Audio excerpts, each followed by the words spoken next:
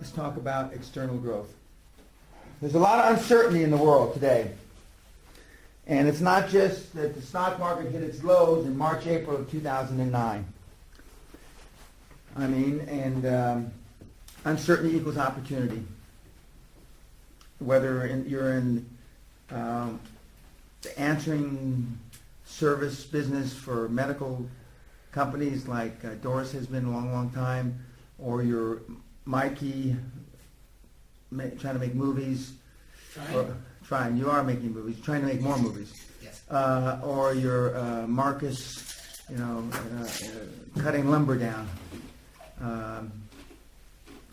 There's uncertainty now. But while it's slightly more difficult in times of uncertainty, on the one hand, there's more opportunity because fewer people are doing it because everybody's afraid. Everybody's afraid. The market is, we're looking for mature markets that are fragmented industries. What do I mean by fragmented? Another word for fragmented is, they call them cottage industries. I don't know why they call them cottage industries, but for about 100 years they've called them cottage industries. In Europe, especially Great Britain, they refer to them as cottage industries. But we want a mature market. We want a market that's 100, 150 years old. Now, the internet's not 100, 150 years old, but it's certainly fragmented. There's, 10 big players or 5 big players in the internet business, and then there's everybody else. There's literally, I don't know if there's a billion sites, but there's hundreds of millions of sites of people trying to sell shit. Hundreds of millions of sites. And we have looked at consolidating affiliates and proof of revenue, as I mentioned a couple of days ago, is very difficult, if not impossible. So better yet, and the way they do it is, well, if Dave's got a site that works, I'll just copy it, word for word, cut and paste, and go into business. It's that simple. So it's, hijacking of business ideas is pretty easy. And I think it's going to get worse and worse and worse, and not better and better. How to avoid making big mistakes people make when they look for finance. The biggest mistake is they don't look. And I've been in front of big, big seminars, including LeGrand's, 3,000 or 4,000 people in that big Orlando thing. And I say, how many have looked for finance, made a legitimate financial presentation last year? 300 of the, only 300 of the 3,000 raise their hand. And then I define what a legitimate financial presentation is, and then half of them drop their hand. Going to your bank manager to see what your bank balances are is not a financial presentation. Okay, how many in the last 6 months? And I go down, and then how many in the last week? A couple people. And how many today? One guy. Today. Hey, come here, you. Please get up, Steve. A little guy, little old guy gets up there, and I said, well, what did you do? And he says, I met with my banker this morning because after yesterday, Mr. Pena yelled at us so much that I decided that, if I had any balls whatsoever, and if he asked the question again, I wanted to be able to say. So I went, and I said, well, what did you tell him? He said, and basically the story was, this guy Pena making me do this. Now, this guy Pena's making me do this. And the guy, so what'd you tell him? He says, well, I didn't really need any money, but I knew that I wanted to be able to say, so what did I make you do? And he says, well, I didn't die from it. It wasn't that hard. And he was, I asked him what his credit line was. You actually asked that? He says, yeah. Did you ask him what the bank's credit line was? He didn't know. And I said, so what did you walk away with? And he says, now this is actually, it's a guy with 300,000 or 400,000 cash in the bank. So they saw him when he called up, and they said, well, so I asked for a $50,000 line of credit, and he said he could give it to me. Later on, I found out it's because he guaranteed the $50,000 line of credit with $50,000 of his own money. But at least he did it. So I'm glad I didn't drill down too deeply, and so then I beat the audience like hell, the rest of the morning, because this little old guy had done it. And that's the same presentation I told everybody that 90% of you are going to buy this product from Ron, and you're never going to open it. And then Ron's having a conniption fit. Dan, you're killing our sales. You're killing our sales. And which is true. You know, historically, you don't do it. Okay. So the biggest mistakes is that you really don't look. Why you must be ready to go public. You should, and then I'm not going to beat this up, but you should act as if you, with audited financial statements, you're going to go public, because those numbers are presented to financial institutions are a heck of a lot more credible. The last place you'd ever think of getting money, I told you, insurance companies. Insurance companies have huge bevies of cash, and now most of the major banks are owned by insurance companies. Why you must use other people's money? Because unless you're rich, or unless you started with $20 million like Donald Trump was given by his dad, you have no money. So if you got no money, I mean, you got to use somebody else's money. Now, Doris didn't believe this for 107 years that she's been in business, but now she's a convert, you know,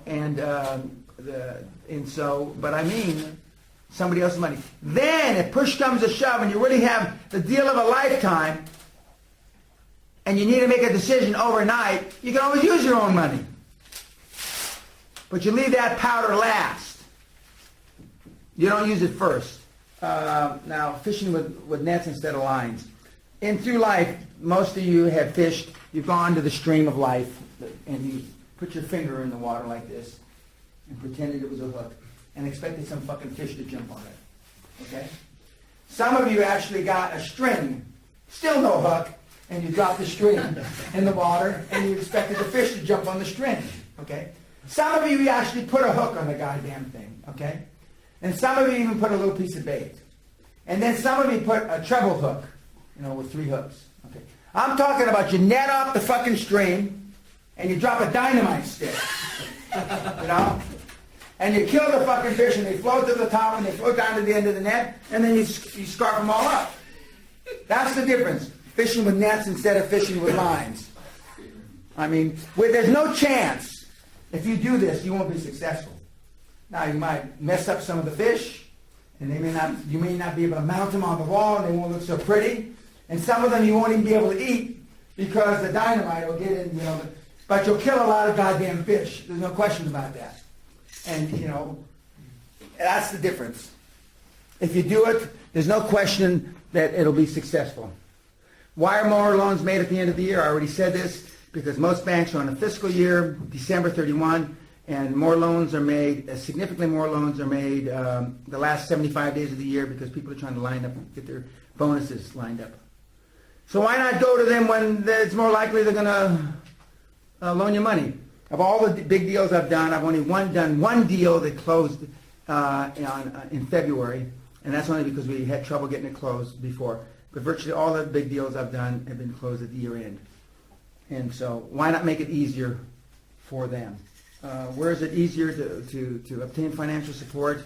I already told you, new banks, new financial institutions, when they hive off banks into new divisions, new branches have money with no customers, etc. And the best time of the year to ask for money is any time of the year. But the best time to close a deal is at the end of the year. I'm for always asking for money, you know, even when I don't need it. You know, when I go in and make a financial presentation, I say, hey, Dave, you know, we're looking at changing our bank next year. We're interviewing banks now where we think we have chemistry. You've been recommended to me to the gangsters in Vegas, by the gangsters in Vegas. I don't need anything now, but here's my executive summary, yada, yada, yada. Okay. 3 weeks later, I'm back. I got this deal of a lifetime. I can buy this, and that on the corner of this and this, and I need, you know, $7 million. But they're already predisposed. Bankers want to talk to you ostensibly when they don't have to do anything. So you lead them to believe, and you're not lying to them. You don't need the money right then. You need it 3 weeks later. And they're much more obliged to consider your project as viable. Where do you find banks that are lending? Newspapers, when there's a lot of newspaper ads. Bless you, when there's a lot of magazine ads. When there's a lot of television ads. I told you about the Friendly Bank, Mid-Atlantic Bank in New Jersey.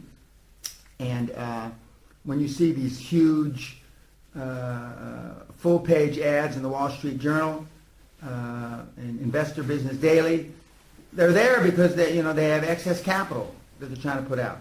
And now American Express and all these other people lend money, not just regular commercial banks. Why bankers don't call you back, I already told you, because they get thousands of calls, and so when you make 100 calls to them, and I told them the story about your 100th call to, was it? Corning. Oh, it's Corning, okay. And what a coincidence, Somebody was keeping track that it was 100 calls. And but I mean, most people will make the 100 calls to one guy. And but when you do, there's a kind of a mutual respect. Well, this guy's persevering, or this gal's persevering, and you'll get results. Searching for finance doesn't hurt your credit. Now, whoever told you that searching for finance hurts your credit, I don't know, some schmuck. That's not true. And I've had this argument with Ron LeGrand, 50 times about it. But you searching for bank finance does not hurt your credit. It just doesn't. Now, you opening and closing credit cards, or not paying off credit cards, or not paying your utility bills, that hurts your credit. But I mean, for bank presentations doesn't hurt your credit. Why you must make 5 to 7 presentations to financial institutions before you really understand? Well, you guys are a little slow. You might have to make 15 or 20 presentations, and not just 5 to 7. And as I told you, Lucinda Burke was very smooth on the phone. Very smooth on the phone. And L.B. Burke, as she used to call herself. And she most of the money that she raised was on the phone. And if you're that good, there's no reason to get on planes and subways and all that other crap. But most people aren't that good. Most people, you got to be there in person. And that's okay. Why looking for finance is a continuous process? It's a continuous process. It just is. Unless you don't want to build your business anymore, then you can stop looking. Okay, we're going to do Doris and her presentation.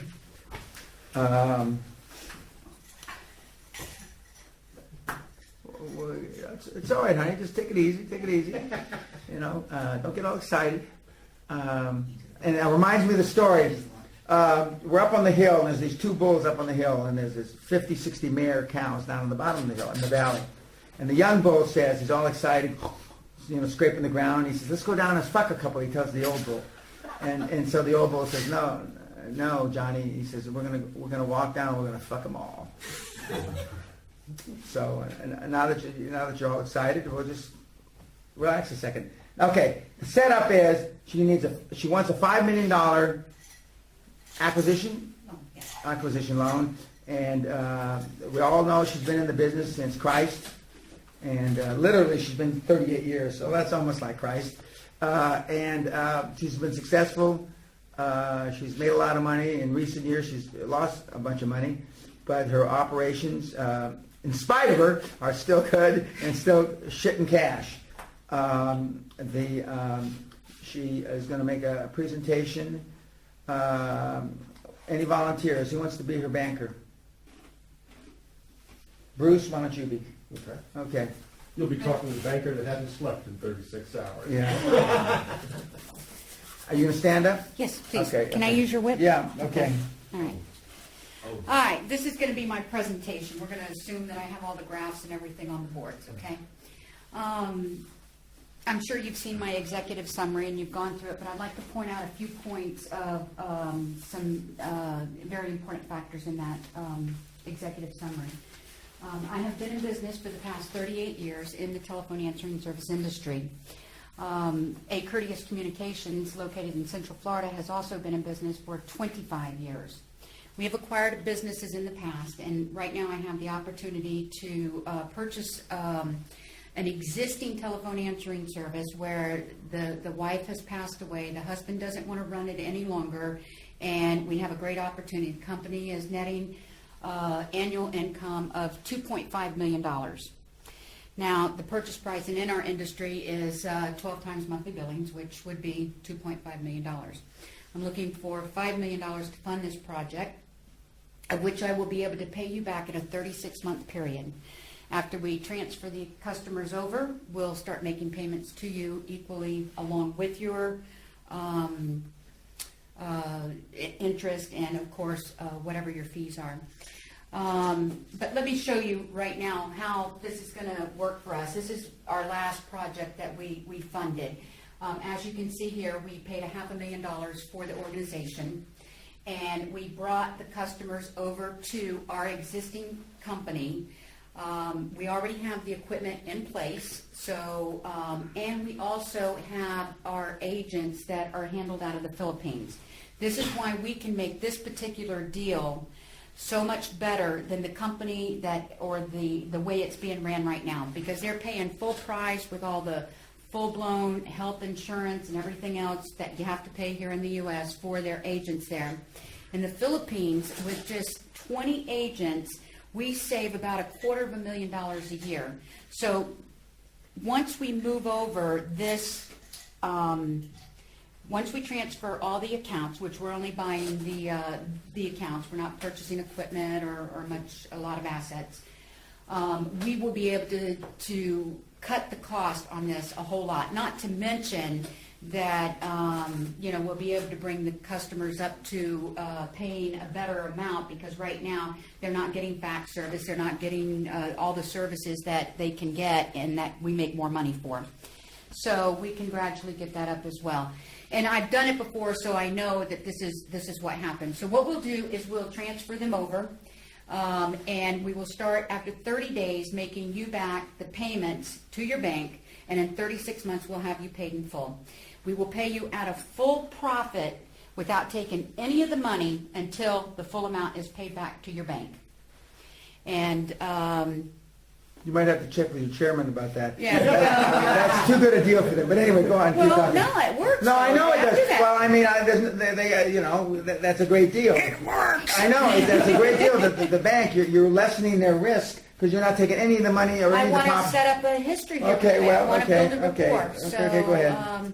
Anyway, that's my deal, and we have a letter of intent ready to go with this because the gentleman is very, excited about getting this done. We, of course, have the staff in place. We've done it certainly more than once, and we can have this transferred over within about a 45-day period. I'd probably ask you, tell me about your management team today, and what Okay. you've done and what you've built, how you do that. First of all, I want to mention our chairman of the board is Mr. Dan Pena. He's built, I'm sure you've done your due diligence on my CEO and of course, Price Waterhouse being our accounting firm. And Mr. Pena has built a $400 million company, with very little outlay of money, and very successful. I'm sure that you know who Mr. Pena is. And obviously he wouldn't be putting our name, or he wouldn't be representing our organization if we were not a reputable organization, nor would he waste his time. So, Explain about the girl that's been there 23 years. yes, A couple of the other kids. Jean, my partner, came to work for me when she was 18 years old.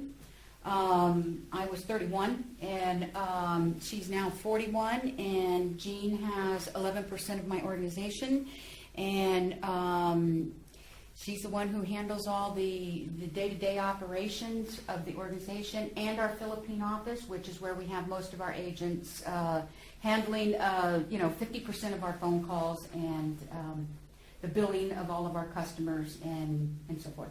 And how many employees for We 5 years, 10 years, 15 years has been, A lot, been with you that shows the stability of your workforce? Okay, our billing administrator has been with us for 23 years. We have supervisors, managers, and so forth been with us anywhere from 10 to 15 to even 20 years. Most of our management part of our organization is done out of Orlando, Florida. And, of course, we have a full-blown call center in Baguio City, Philippines, which is where the kids are coming out of college, and we brought the jobs to them, and it's working very well there. And as I said, with just 20 agents over there, we're saving about $250,000, which dollar saved on me. So it sounds like you've been successful in what you've done, so why wouldn't you just finance this yourself or through Mr. Pena? Because I lost all my money in the real estate.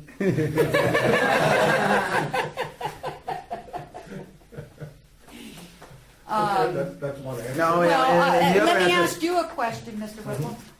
Are you not interested in your bank making the fees or the interest? Because I don't want to use my money, that's why I'm coming to you. And probably as part of that, I think what you might want to, is that you don't want to do just one transaction.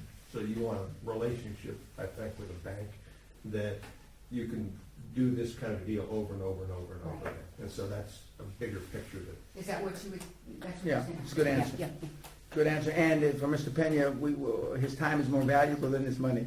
yeah. yeah. Okay. Okay? Yeah, that's You have a good. question? Okay. That's good.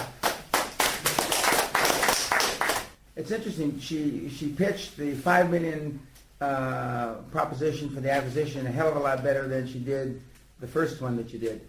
And that's what it is. And just imagine in the 6 or 7 presentations that we've given, and we're going to give a few more before tomorrow night, it's practice. And the more you practice it, the better you get. And I can't emphasize that enough. It's just like tennis, football, whatever. The more in football, the more times you kick the ball in the net, the more passing strokes you hit. More my backhand was my weak part of my game. The more backhands I hit down the line, the better I finally got at it. Until the backhand became my strong part of my game, which I would have bet $1 million jillion that could never happen because I used to run around my backhand all the time and didn't want to use it.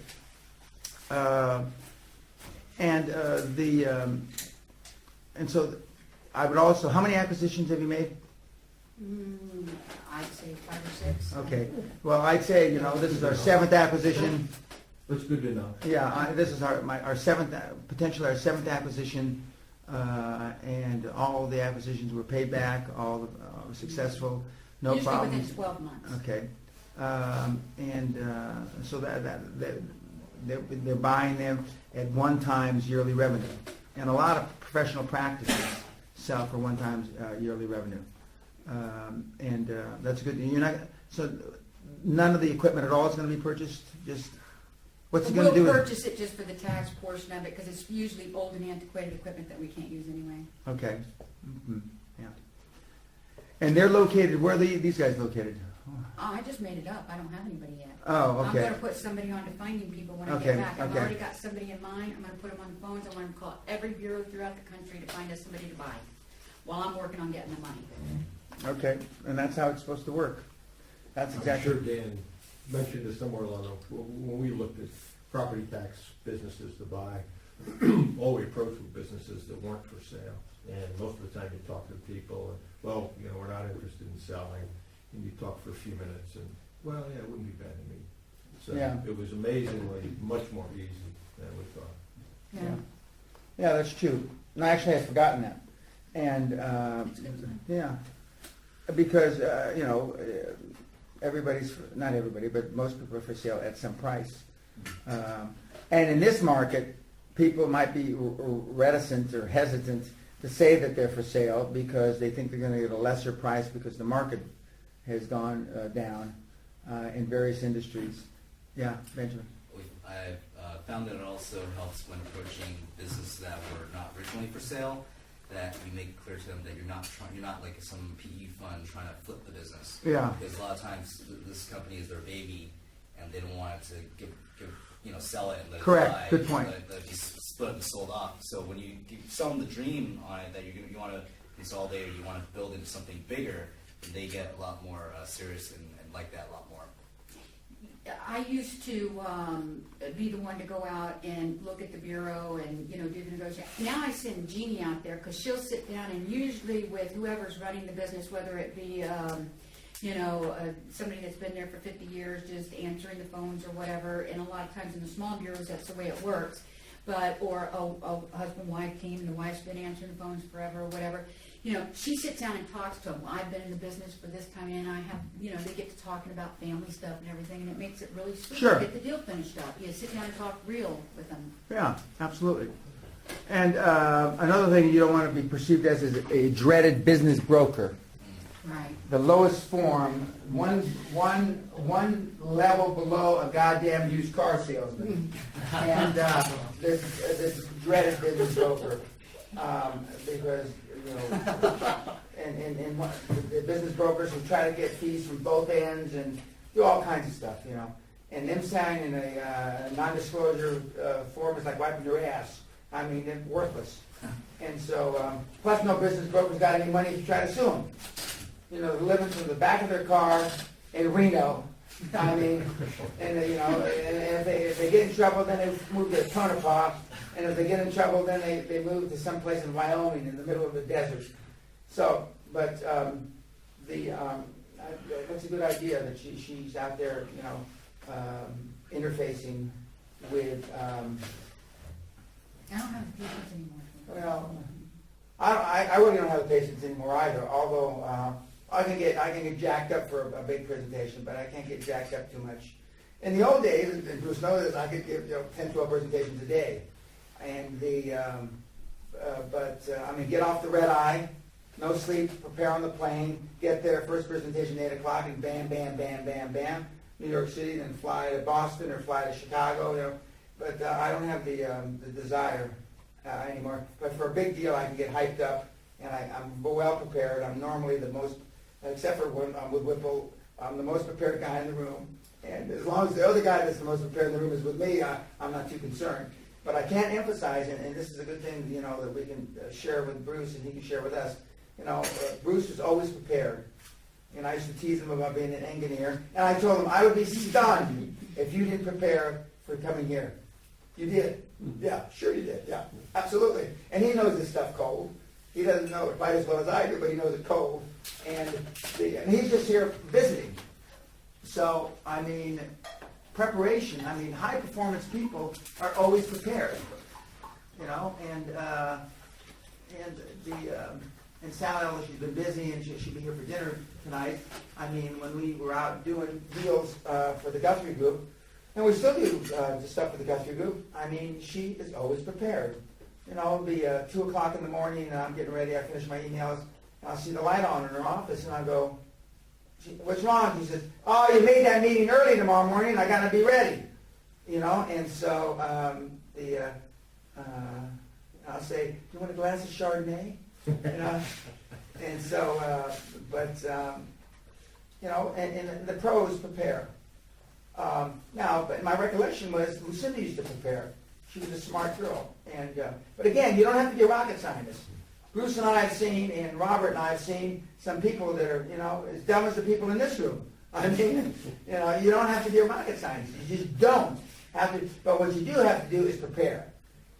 You have to prepare. And even though Mikey's method is loud and pushy and braggadocious, the thing that's going to make him from a okay presenter to a world-class presenter is, instead of just throwing those numbers out about those movies that you keep talking about, the horror movie and that comedy movie and 100 million and 2 million, and is to be able to, you know, point to some graphs and say, you know, if we follow that model, and one of the things that we need to do, is when you have those graphs, is people want to be able to relate your transaction with a transaction that's either on a chart or they know from the newspaper. Like I showed you that clipping from when Icahn took Trump's debt away from him for those casinos in New Jersey.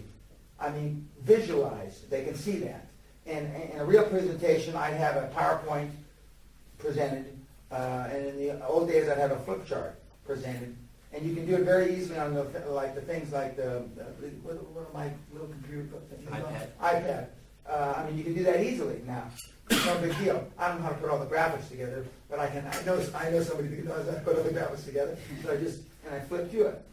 And because, you know, you're talking about serious money with these guys and gals. And for the most part, they'll be prepared when you walk in. But what you don't want is for them to know more about your deal than you do. I mean, and some of these guys are going to know, and you're going to want to go to let's say a VC, if you're in the biotech, none of you guys are, but you come out of the biotech industry. The last thing you want is this prick across the table to know more about biotech than you. And they have scientists, VCs, that actually know about biotech. You know, and we were talking recently about a fertilization deal. The guy knew more about the deal than the guy selling the deal. Yeah. And that's not when, if you're the CEO or the chief operating officer or the founder, you better know about the deal. And it was obvious that they prepared more than the guy giving the presentation, And not that I get embarrassed for these people too often, but I was embarrassed for the guy, because he was fumbling around and he didn't know what to say. And so, I found that to be absolutely true. Like when we've been making presentations to PE funds, they would bring in an expert that's been in the business and done exactly what we were doing, and we brought the guy in to ask questions to us and make sure we had our act together. And then like investment banks, they have like before they come in for their presentation, they have like 10 analysts prepare all this market research and possibilities and possible valuations on our deal, so that they can ask questions or challenge us. And so Yeah. we absolutely have to be prepared. yeah. Yeah. Bruce, I brought up related the story with the time that you and I and Lucinda we saw Harvey Block, and Harvey said, "Yeah, we want the deal, but not her." And as we walked across the street, she stumbled out and almost got run over by the car. It's funny, we laugh now, but I mean, both he and I felt for Lucinda. And she, even though she was real little teeny thing, she tried to be tough, And when you're 5 feet tall and you're 80 pounds or whatever she was, and she used to wear these heels like this, and her whole foot was only that long. She was? Is she dead? No, she's alive. She's 40 years old, but her foot was only that long. And so when she put on a heel, her foot looked like she was on a ski slope. And she used to walk around like this. And she was cute as a button. She really was. And Dressed in a similar suit. yeah, a similar three-piece suit, had the same tailor that made my suits in London, make her suits, had a little miniature pocket watch, a miniature line, and she used to pull her hair back to look older, but it didn't make her look older really. And she looked 15, but she was a pistol. But intellectually, she was sharp as anything, really smart. And I remember she found a error in John Ernest, who used to be the CFO of Gulf Oil Financial Analysis. She found an error in it, and she called me up and all excited, like she just found, a diamond. Then, what should I do? And I said, well, slow down, about what? Well, I found an error in John's projections. I said, I don't believe it. I just don't believe it. Fax it to me, because so she faxed it to me. I'm looking at the thing. I said, it certainly looks wrong.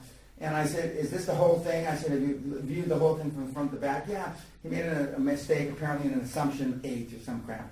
I said, call him up, She says, do you want to be on the conference call? I said, no, just call him up. So she called him, and she went through it, and he says, I'll call you back. And he called her back in an hour. And she says, you're right. And listen, I made a mistake. And so she was all, because she was a pre-med biology, no MBA, no nothing. So she was all excited that she had caught the big-time finance guy in a mistake. But that's why big-time finance guys have junior finance guys, and those junior finance guys have junior finance guys going through all the numbers. So a thing like that would have never left to go any place with that kind of mistake in it.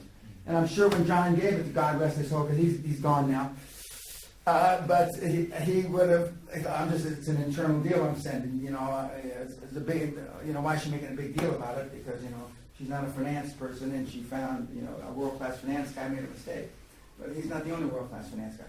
Okay, if there's no questions, we're going to cut it short tonight. If there's any, I'm going to see with you. Okay. You want to get an hour or two sleep before we have dinner? You can. No, I don't need sleep, but wouldn't mind taking a shower. Okay, we'll get you to your room.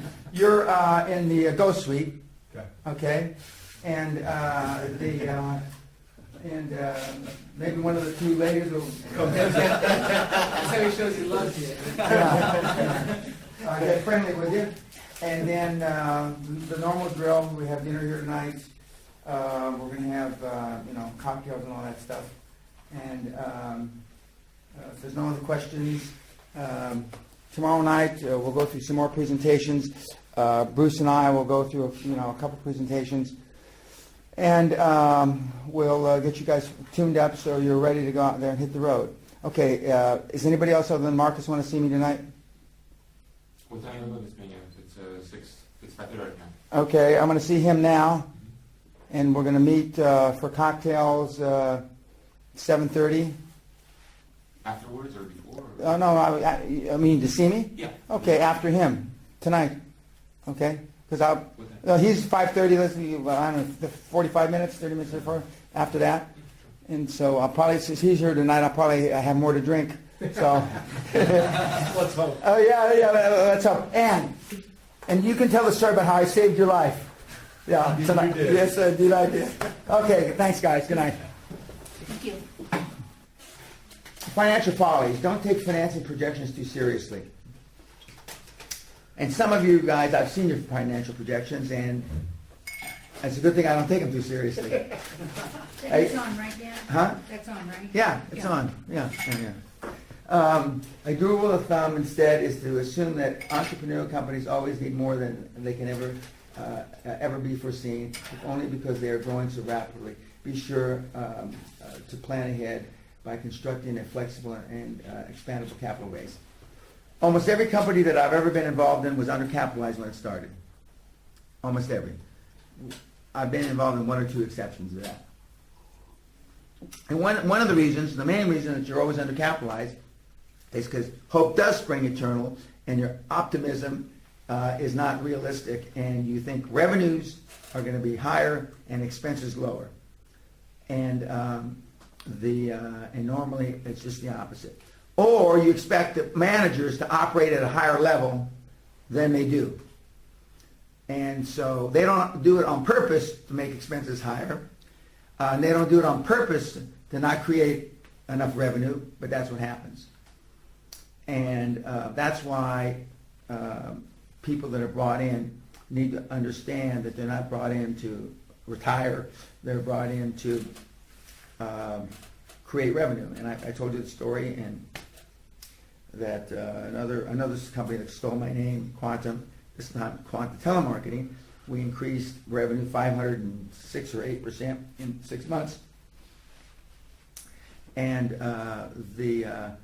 and we increased or shortened our time frame for us to exit with a public offering, because under the plan we thought we were going to increase revenue in 3 years, but we increased revenue in actually a little less than 6 months. 6 months, and so everything was accelerated. That's a good problem. That accelerate. Oh, we're doing much better. So and I certainly wanted out, because I was living down in Reading, England, and you've never been to Reading, but you don't want to go to Reading. It's like being from Pico Rivera in California. I mean, you don't want to be there. And I was living in a condo, and there's a place right next door called Slough, Slaugh. And there was a poem written during World War II. If all the bombs of the war fell on Slough, no one would care. Well, it's right next door to Slough. And so I wanted to get out of Reading quick.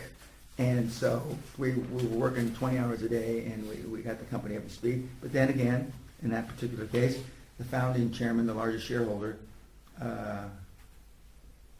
who was not qualified to be a CEO, bless you, decided. And this happens a lot, and you hear me tell the story a lot. You know, and normally, getting back again, normally the investment banks aren't honest with you, because they just want the fees, they just want the deal. But in all the agreements you sign with the underwriters, is their ability to throw you out. In all the agreements, it's to throw you out. And when you want to change your agreement, they give you all these bullshit reasons, these Goldman Sachs type reasons why the agreement should stay when it really doesn't. And that's why the investment bank and the relationship you have with the managing director or the managing partner of the investment bank is crucial. Okay, so if you shouldn't take, or if nobody takes your financial projections seriously, then how do you build a model that you're going to sell when everybody knows there's smoke and mirrors? Okay. Don't expect logic or simplicity in the capital structure that evolves out of your company. That's just achievable when business operations and prospects are changing so rapidly. You got to be flexible about putting together the best deals and that are available to you at any one particular moment. And this is a guy that built a big company, People's Choice TV. You put together your prospectus and you're out trying to raise money, and before this prospectus, ink is dry, before it hits the street, before you make 5 presentations, something in the company's already changed. Okay? But you keep selling off that prospectus because it costs money to change a prospectus. It costs money to pull people out of the prospectus. You just keep selling anyway. You have fiduciary responsibility to not do that. You know, and you may or may not get in trouble for it. And that's why in deals that I structure from the beginning, I put Dave and or his assignee or nominee. So if we have to get rid of Dave, okay, it's his assignee or his nominee. So he's assigned or nominated somebody to take his place, or his board has assigned somebody to take his place. And of course, that doesn't give much assurance to Dave. Why do we have that thing about assigning your nominee in there? And your lawyer will bullshit you. Your Reno lawyer for sure will just bullshit you. That's just a lot of lawyer jargon. Don't worry about it. Don't worry about it. I'll take care of you. I got your back. You know. But it is a big thing. That's why we make those things. Okay, Benjamin. So you're saying in that prospectus, after you list the names and probably where you put the bio as well, that after the name you want, and usually the age, I guess, you put and or his assignment. No. You don't put it for every single person. Oh. You say you got a disclosure. You got a paragraph in the footnotes that nobody reads. Oh, okay. It says, and Basilio Chen, yada yada yada. But then at the end it says, due to the changing market, etc., his assignee or nominee. His assignee or nominee. Because you want to be able to change. Because every time there's a change, you don't want to have to goddamn pull the prospectus off the street. Now, when there's a major change, you're obligated, and it's called the material rule. Material rule for what's the accounting bullshit? GAAP, General Accepted Accounting Principles, says 5% of the net assets. If it's the 5% net assets rule. Okay, so in assets it's 5% or more. You got to change. You got to announce, or you got to declare. And that's why I told you guys I read the footnotes before I read. And sometimes I don't even read the prospectus. I memorandum because all the truth of the deals in the footnote or in the footnotes. And if the footnotes are like 185 footnotes, the memorandum is maybe 25 pages. And normally about 10 of those pages are disclosure that if you do this deal, you're going to lose all your money, because that's what the SEC makes you put in. But then if there's it's accompanied by 5 or 6 or 7 or 10 footnotes, that's one thing. But when I've seen these deals that 140 footnotes, then something's wrong. They've restated the books, they've done this, they've done that, and so you have to be careful. And so you either have to be experienced in looking at these things, or have somebody that's very experienced in looking at these things. I'm experienced. I don't need anybody to look at them. Although for time, I'm way behind on looking at my memorandums because for the last week I've been with you guys. So I'll catch up this weekend and flying to where are we going Monday? London. London, then Manila, and then we'll be in Shanghai in a couple of days. So I've got to read a bunch of shit before I get to Shanghai. So just remember that. Okay. That was it. And or their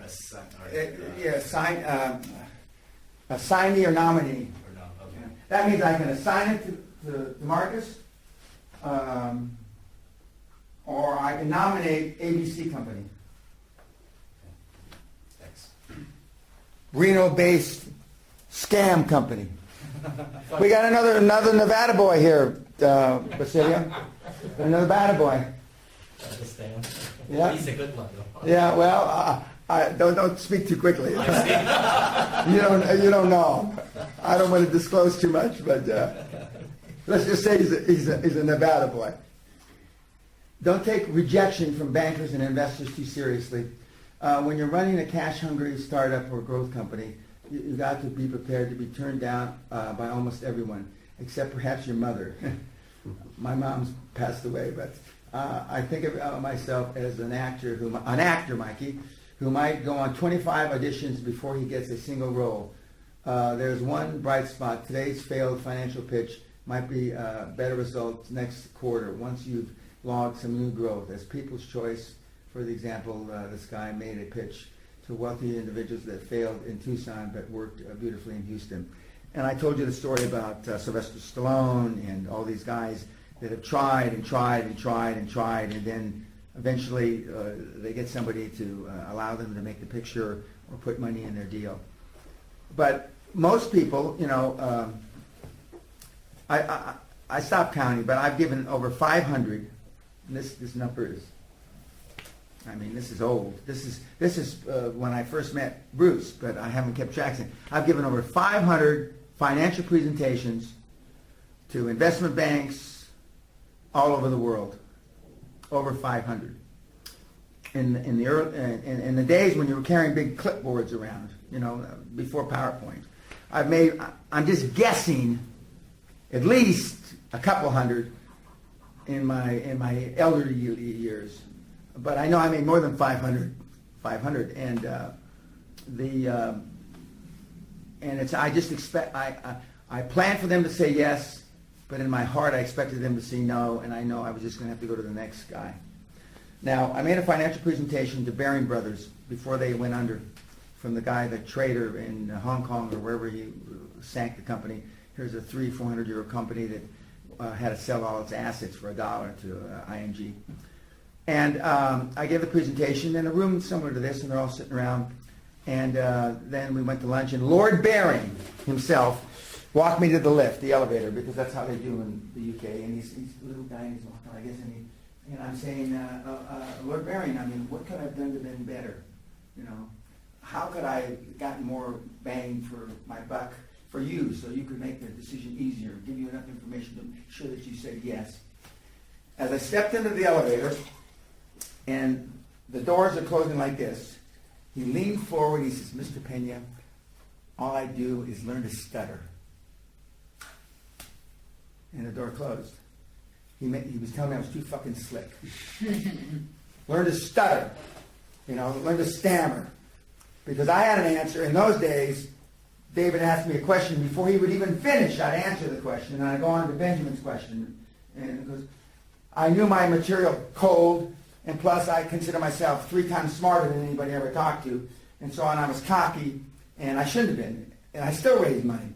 So the next time, you always tell them it's not our intention. They always say, are you going to need more money in the foreseeable future, Dave? And Dave says, it's not our intention to raise any more money. It's our intention to build equity and value for the shareholder. Okay. That's slick. Okay? 3 months later, I'm back to Baring Brothers. 3 months later, and I'm in there, and they're all sitting around there, and Lord Baring's in there, and a guy named David Gunn, who's their chief investment officer. And David Gunn doesn't like me. Lord Baring likes me.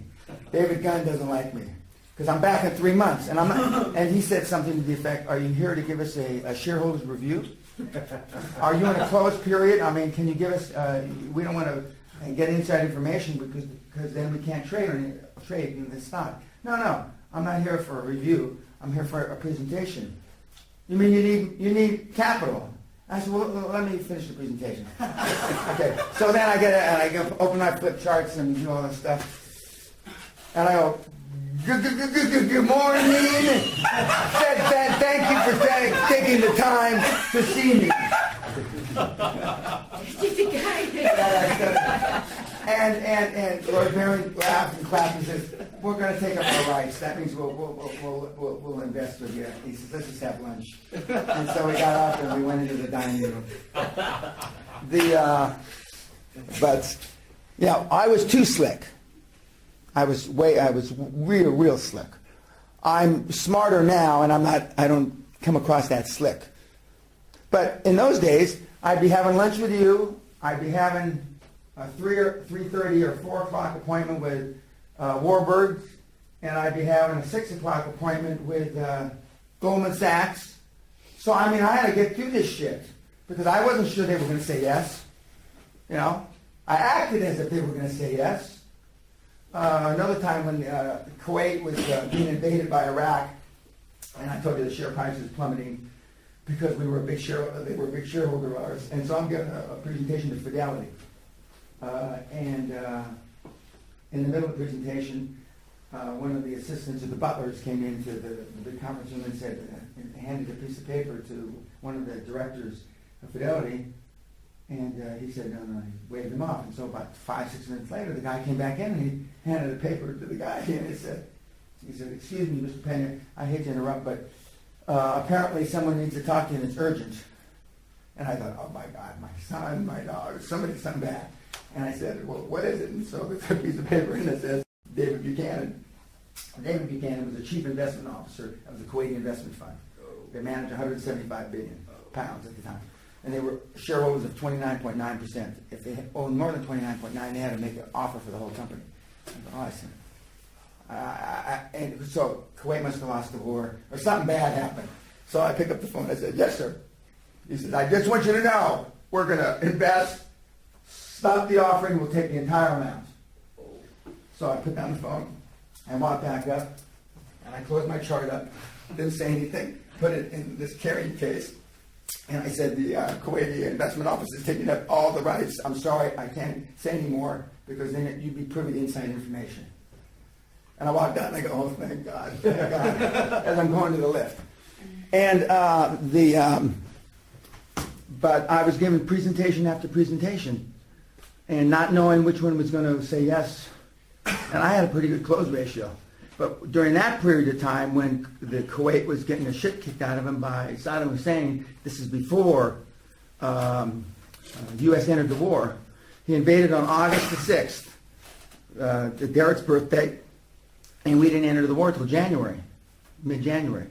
So for 4 months, they were just decimating Kuwait, and our stock price dropped 85%. So, but I've been rejected by a lot of people as well. Not as many as most, because I've had the ability to sell upside very well. Upside, the blue sky as it's called. You know, nobody owns the blue sky, but I sure sold it enough. And and somebody on your team will be able to do that. And but at the same time, I was giving presentations. Charlie Soliday was giving presentations, our CFO. So we were given 3 to 5 times more presentations. If everybody had said yes, we'd have 10 times more money than we needed. And that's the position that you want to be. Because the real position you want to be is, let's say you all say yes. And I know Doris is a ball buster, and I know Dave's a ball buster, and they're going to want to be on the board, yada yada. Whereas Marcus, he's just a one-on-one kind of guy. He trusts me. Mike is a one-on-one guy. He trusts me, and Whipple does. And I don't know about Robert. So I'd rather have the shareholders I know than the shareholders I don't know. This is after I've already built a shareholders base. In the beginning, you want any shareholder that's honest, moral, and you think he got his money legally. Where it would be a question of whether Dave got his money legally or not. So you have to do a double check. But I mean, that's the position you ultimately want to be in, where you're not having to take, Goldman Sachs a ball buster. J.P. Morgan's not as big a ball buster. Bear Stearns, of course, they're out of business now. They didn't used to be a ball buster. Maybe that's why they're out of business. I don't think so. So, but that's the position you want to put yourself in, where you can pick who's in the movie, who's not in the movie, as opposed to, help me make my movie. And as you get good at it, and you will get good at it. In the beginning, you won't be so good at it, but you'll get good at it. Okay. Now, I'm informed. I read through the emails this morning, your emails, that you were hustling, pitching, trying to buy a company last night. Yeah. Okay. And and of course she's in a position, she can do that. I mean, because it's not 100% guaranteed, but it's almost 100% guaranteed she'll be able to finance because of her track record and all the other stuff that we've talked about, and because she's not on her knees. I mean, she's got money, and it's always easier to do that. I mean, when you got money, well, the banks want to give you money when you don't need it. And so, and this will be a change in the model because the financial people that she's dealt with over all this long period of time know that she pays cash. You know, money talks, bullshit walks. You know, she just puts cash on the table. And so she's going to change her model. She's going to, and by using other people's money, she doesn't have to, you know, tie up her capital. She doesn't have to go through the hassle of paying it off, and then before she does another deal. I mean, you know, we could do 3 or 4 deals at a time this way. I won't recommend that. I only recommend 1 or 2 deals at a time until we get the model going, and so everybody knows what the fuck they're doing. You wanted to say something? I do. Dan, I also spoke with my banker last night because I was having them set up an appointment with her so that as soon as I got back, we could sit down and talk about this cross-collateralization on my building versus my 10% of what my income is. You mean in reference to your overdraft? Yes, Yeah, yes, okay, my yeah. line of credit is Line of right. credit. Yeah, line of credit. So, I got her on the phone because I wanted to know what her lending capabilities were.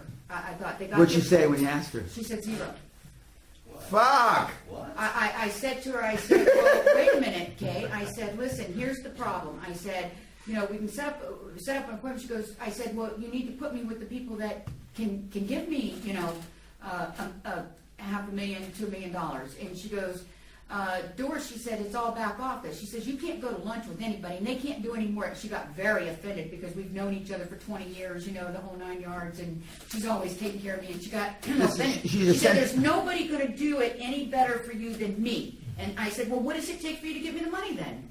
She goes, I need this, and this. And I said, well, you know, that my credit's fucked because I just did, you know, all the short sales, almost $5 million worth of property I got rid of in short sales and getting rid of $2.8 million in debt that I had. And I said, you know, I did this and ruined my credit to get these damn short sales done, Kay. So I said, you know that I've paid you, the bank, and everybody else on my credit report properly. She goes, Doris, she said, that's not the problem. She said, the feds, if you're going to take up $500,000 of our money, the feds is who dictates what that money is going to cost us based on your credit, based on your revenues, etc.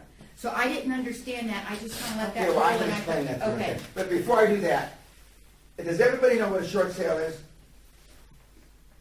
Do you No. want me to explain? Okay, explain what a short Okay, sale is. short sale is, okay, let's take one of my properties, a little small house on a big piece of property on the beach. Paid $920,000 for it, put down 25% on it, cash.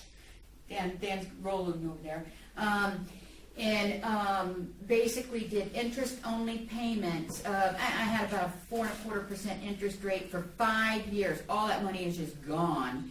Not to mention all the managing of the property and everything, which was a lot. So now, the property was, we sold that property for, I think, if I remember, I sold somebody on that one was $550,000. So a short sale is basically selling the property. Now, I owed the bank $690,000.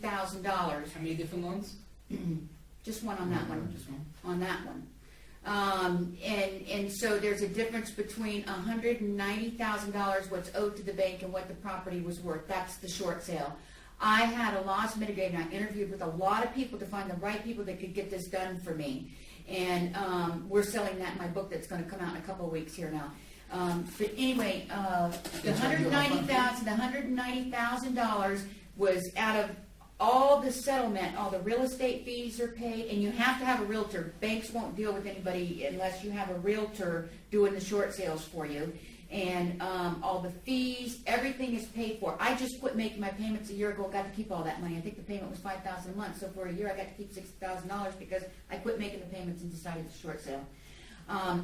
So we had negotiated right down to what was put on my credit report, and it is on my credit report. I just got one big monster that I'm dealing with my home, but it's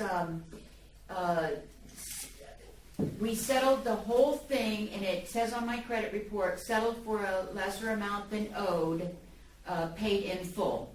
So now my credit will repair. Unlike a foreclosure, somebody's going to buy that paper of 190 plus whatever their management fees, and they're going to be coming after that person for years to come. In a foreclosure versus a short sale, it's done.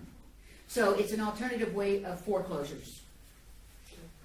Okay, I already told you that I used to have the largest individual non-performing residential real estate loan in the United States about 20 years ago for $7.7 or $7.9 million in my house in Houston. And and when we settled, I didn't have to pay for the house, but I had to pay for $100,000 in fees. And it was like a quasi short sale, except I didn't have to sell anything because the bank was afraid that I was, I had already sued the bank, and the bank was afraid that I was going to sue to mitigate the fact that they loaned me, the premise was they loaned me the money when they knew the Kuwaiti Investment Authority was going to throw me out at the end of the war. They had already known that. So they shouldn't have loaned me actually loaned me almost $9 million because my wife wanted this was a house that was in Architectural Digest the month I bought it as one of the premier houses in the United States. And of course my wife needed $1 million to fix it up. So it wasn't quite up to snuff. So, but they knew I was going to get tossed out. So they shouldn't have looked. They shouldn't have. I need a house, a $9 million house in Houston, like I need AIDS if I'm not going to be running the company in Houston, because I already had a couple $1 million penthouse that I was living in. So I went back to the bank. I said, "You knew this," and so, but we did the equivalent of the same thing, and they took the house back, etc. I think I told you, because there's normally not $9 million defaults in commercial real estate, they thought that they'd only listed $900,000 on my credit report. But even with that, my credit report was still like 788, even with a $8 million loan in default. So and I don't know what my credit is now because I haven't looked at it. I don't think anybody's asked for it in a long time. But to get back to answer your question, she said that to get $500,000, let me just repeat it to make sure I understand. To get $500,000, one, it's a central loan because she's not making the loan; it's going back to the back office, right? She said, okay. That means it's a centralized loan facility. It's not an individual loan. That means she doesn't make. All she does is put it in the paper, make her best recommendation, and then a committee decides. Okay, that's not good. Okay, but the fact that she got a good relationship for 20 years, that's one thing. Number two, she said that because of the bank situation today, that the bank would dictate, one, if they could do it, and two, what interest rates that would apply to the loan. Correct? Well, yeah, that wasn't part of it. What she was saying is that because of my credit, the Feds is the one that makes the decision based on my credit, income, and all the factors as to how much money the bank has to set aside in their reserves to fund this loan. Now, is this because of your current credit, or is she saying this is because of My all current loans? credit, because of what happened with the short sales. Okay, that's possible. I don't know. And an individual state, is this a state bank or? It's a state bank, Florida. Okay. Florida state regulations are different than Nevada regulations, or different than California regulations. So that may be a state that, remember I talked about the difference between intrastate and interstate. So that may be a state regulation. But I got a guy named Jose Alvarez in Tampa, who you know, and who's been around with me since Christ as well. And he was the CFO of IMH years ago. And I'll ask him because he knows all that stuff. But I don't think she'd lie to you. But it may be also that the bank's in trouble. See, one of the things, and I forgot, I'm glad we brought this up. Remember how I used to say, are you in lending mode? I mean, what is this? Well, I also, part of that is, are you in any legal problems with the FDIC, et cetera, et cetera. So they may have gotten sounds like their portfolio got killed in the downturn, and they may be a bank regulator, in the bank, monitoring all the loans. And if that's the case, then, which it sounds like it's the case, or there may be a state banking regulator monitoring all the loans. And that's all the more reason why you got to go and talk to other banks. Is this a Well, Bank local of America is bank? a U.S. bank. Well, I thought you said it was a state bank. No, SunTrust is, that's why The other you're bank. talking Bank of America. Okay, the other I bank. split my revenues between two banks. We do payroll out of one, and so we've got business with two banks, because I wanted a U.S. bank in case of catastrophe, whatever, and that's when I split my. Yeah, well, banks. B of A is an international bank. Yeah, I think they'll be better to deal with, so that's what I'll do Yeah, next. yeah, but, and the bank's not gonna tell you that they're having regulation problems, regulatory problems. They'll never tell you that. And, but it sounds like that bank may have some Yeah. of its own regulatory problems.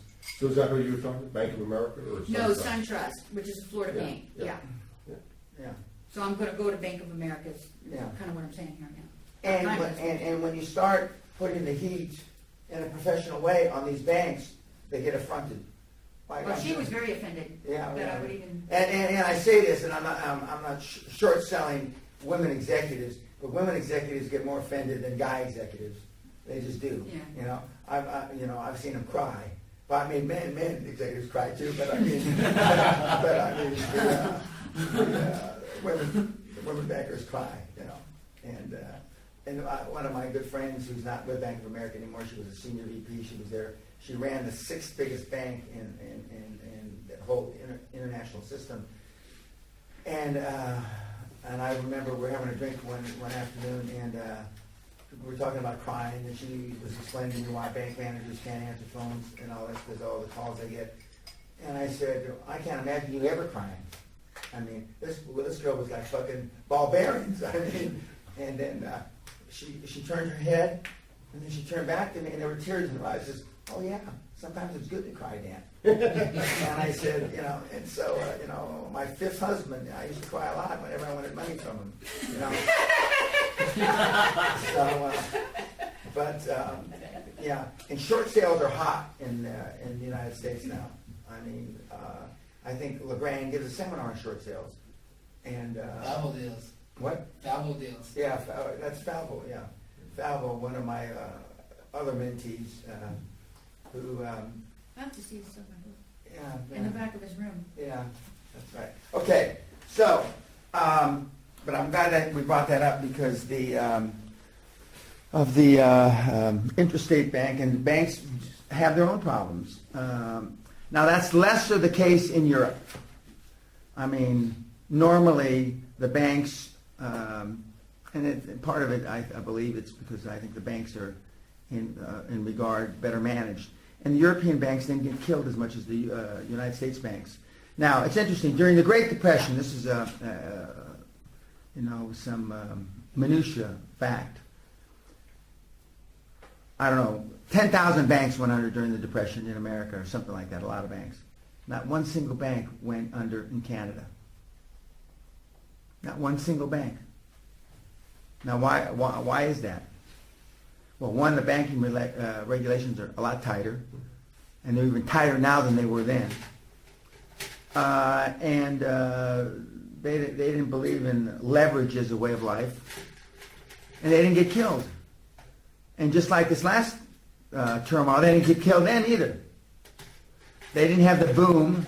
See, when you have the booming economies, you suffer the possibility of the booming busts. If you don't have the booming economies, and that's why people are worried about China, because of the booming economies, there's going to be some sort of bust. And even though the Chinese government have managed it very well, but eventually, they're worried that the Chinese are going to make a mistake, or they're going to run out of money, or et cetera, and they're not going to be able to continue to, buy their way out. But heretofore, they've done an excellent job. They've done as good a job, if not better, than anybody on the on the planet, because nobody is managed. And when you look at the countries like Greece and Spain and this, and rioting in the street, and I asked you yesterday, the day before, do you think in the U.S. that they'd riot in the streets if they say everybody, the retirement age is going from 65 to 67? It's not that I don't care. I really don't care because I'm not there. I care because my kids are there. But I don't know what they're going to do. If they riot in the streets in the Philippines, they just shoot them down like dogs. So I mean, that's why I have 10 bodyguards. I mean, so I'm not too concerned about that. we're going to do one more role play. Any more questions about that or anything else about valuation or anything? Okay, we're going to do another role play. Does anybody else want to hone their skills on what we've done before, either on pitching a deal? One of the deals that was pitched was to Goldman Sachs, a fund. And pitching a fund isn't like pitching a bank. Okay, it's a financial institution, and Goldman Sachs certainly has sophisticated people on the fund side, but most of you will go back and pitch an individual bank, either an intra or interstate bank. Some of you will go back and pitch angels. Mikey's probably going to pitch angels to fund his next deal. How did the movie end? I went to sleep. How does the movie end? You have to watch it to find out. It's your movie. Okay, it's my movie. Okay, well, then send me a copy and I'll watch at the end It's of it. there for you. It's yours. Okay.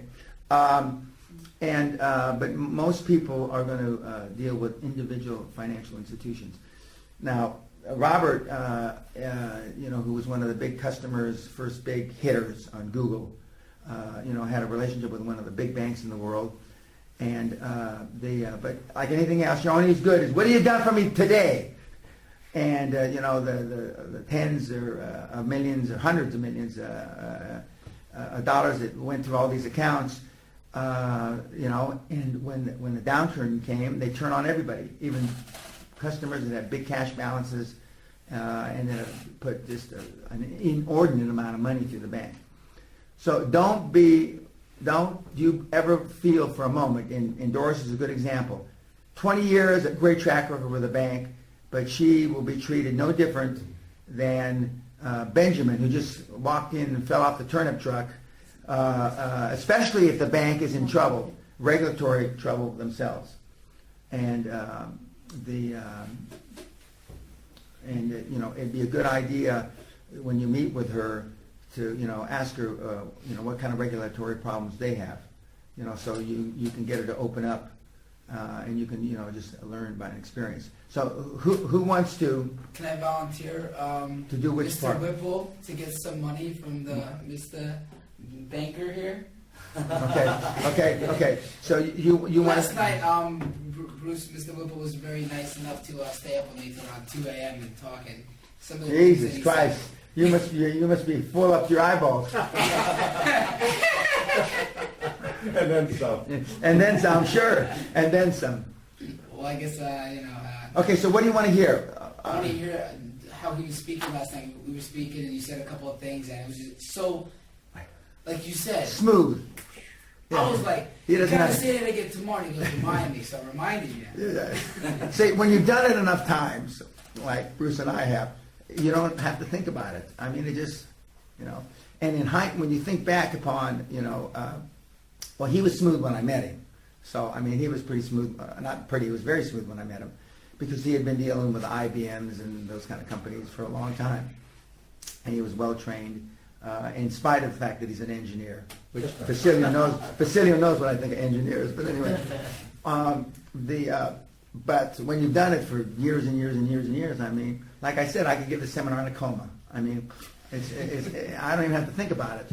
And my challenge is, and I was talking to Sally last night, after you guys leave, because I have, 4,000 or 5,000 stories, story 800 would have been better than story 228, and I think about that, and so, and probably nobody more so than Robert and Sally in recent years have heard all the stories, but every once in a while I come up with a story that I forgot, and I say, my kids don't want to hear any of my stories.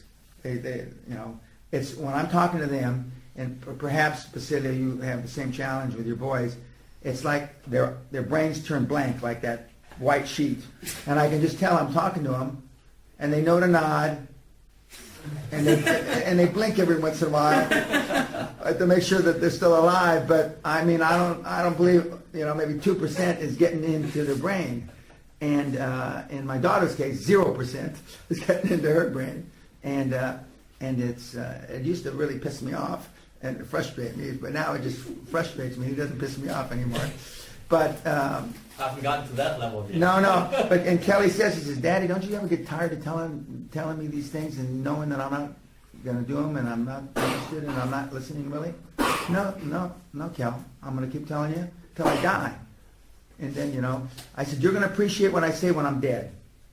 You know, when you give one of my eulogies, you'll appreciate when I'm dead. And if it takes that long to get you to understand, that's fine with me. You know, and I'll go to heaven or hell, wherever I'm going, and I'll know that at least I finally got through to you in my grave.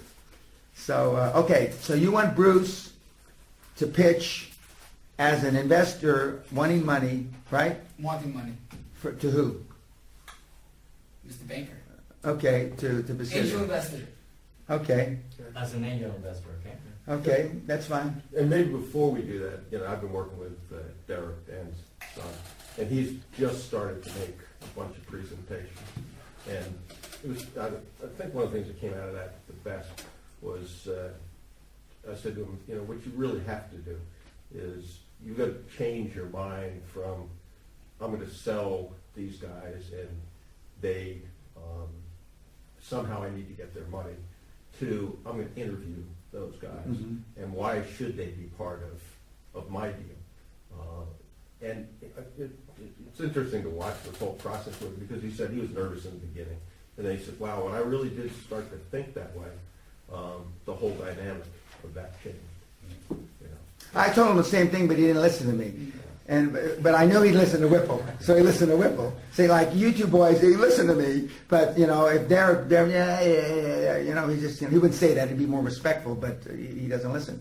But I mean, when you change it to you're the interviewer, and they're competing in a professional way for your business because you know that you can just go down the road and do it with somebody else. I mean, the dynamics change, and the individual dynamic, and as Bruce just said in the emails that Derek, and when I met with him a couple weeks ago, he said, you know, it's a horse of a different color. But he did say the Chinese institutions, the Chinese banks, and the Chinese professionals are still very close to the vest. He says you get much more information when there's a American partner, a Western partner, and a Chinese partner. You get more information out of the American partner than you do the Chinese partner. And if there's just Chinese partners in the room, you don't get that much information, even when you're speaking Chinese, you know, and because you know they're close to the vest. And but the interesting thing about the Chinese guys, they never once said there was a conflict. Never once. Conflicts don't exist.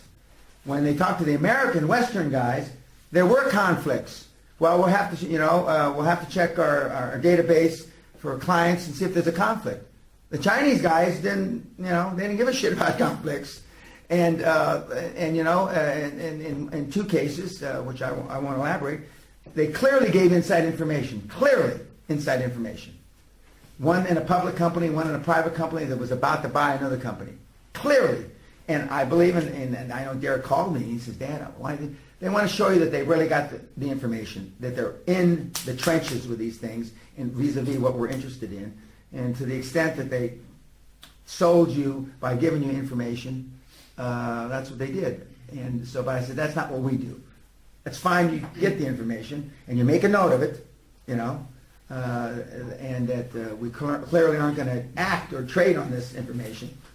And don't pretend like they didn't give you the information, because then if it ever comes out, you know, did you hear that, Dave, or didn't you hear? And Dave says no, and there's 5 people in the room that say Dave said yes, but you go back to your email, memorandum for record, I heard it, I was shocked, I didn't comment, and I certainly wouldn't act on it, and I certainly wouldn't do anything with it. That was the Chinese firm's way of wanting to sell to make sure that you knew that we were there. But yeah, it's interesting to hear the comments back from Derek after he's talked to Bruce, and then Bruce and I compare notes. It's I think the other thing, again, whether it's a role play or whatever it is, I mean, some of the stuff we were talking about is that you want to do as much, I think you want to do as much research on who it is you're pitching. I mean, I don't even remember who this was, but whoever was pitching this deal spent something like $50,000 for their presentation. They didn't know what the investment fund was interested in as far as a rate of return. And they put the presentation out, the guy opened it, looked at the rate of return, it was like, I don't know, 35%, where they wouldn't touch anything under 40, and he just closed it and said, we don't need to see anything. You're in the wrong room. This is not my deal. When you spoke to Mr. Pena's son, did you give him a specific objective to keep in mind if you were to lose focus or get off track Yeah, a I mean, little bit? some of the things we talked about last night was, why do you, if you're asked the question, why do you want money from me? To turn that around, maybe I don't want your money. We're working with 6 other people, and this process is to understand, what it is that you're gonna bring to the table other than capital, where it is we're gonna grow together, not a single deal. So yeah, it was, all those things were real helpful. I think the other thing is that, the one that comes to mind most is when we were pitching this coin-op deal, is that, it was a good deal, and, you go through a presentation, you tell people what a coin-operated laundry is, and how the cash flow is. But then, most of the time, everybody's got a great idea. What separates that great idea is the management team's ability to execute it, that they've done it before. In this case, we had guys that had, in New York, built it, done it, knew how to run these things. So it's, it's not an idea, it's not a piece of paper. These are people who have done it. Now, have I ever did anything with a coin-op? No, never did. But you gain, just like Dan's talked about, I'm sure this week, the whole process of building a dream team. These people have done it, and then their success is your success. Just a segue off of what Bruce said a minute ago about not doing their homework and not knowing the guys wanted 40% IRR, and you're dealing at 35%. Back about 15 years ago, Coca-Cola, this is just when Gutierrez, whatever his name is, built Coca-Cola up from a small company to a very large company, and his own stock in Coca-Cola was almost $1 billion, and he was a Cuban guy, came over on a boat, and great story. So, but he said one of the things in the last few years that when he was CEO there, they had the same PR firm for a long, long, long time. And they said, and as I said, you interview your accountants every 3 years, new lawyers, and so he said we're going to take in proposals from a new PR firm. So it got down to the finals, and there was really only one firm. They didn't tell the firm there was only one firm, but they were going to come in and make a presentation to the board. So they had the presentation books on. There was about 18 or 20 members of the Coca-Cola board at that time in Atlanta, and so they put the 18 or 20 pamphlets, leather bound, gold sealed. I mean, really nice. And everybody files into the room, and the chairman, Gutierrez or whatever his name was the last guy, the chairman CEO, to come into the room. And he goes around and shakes everybody's hand, and hi. And the PR guys are sitting at a separate little table over. Hi, my name's Joey Gutierrez. I've been with Coca-Cola 800 years. Yada yada. I swam across from Cuba on my dad's back. Yada yada. And he gets over to the head of the table and he sits down and he looks around and says, "Everybody can please sit down." And he looks down at the table and looks at the presentation book. And he said, "Who's responsible for this book?" And everybody around the table, nobody says anything. And he said, "The meeting's over." And he turns around and walks out.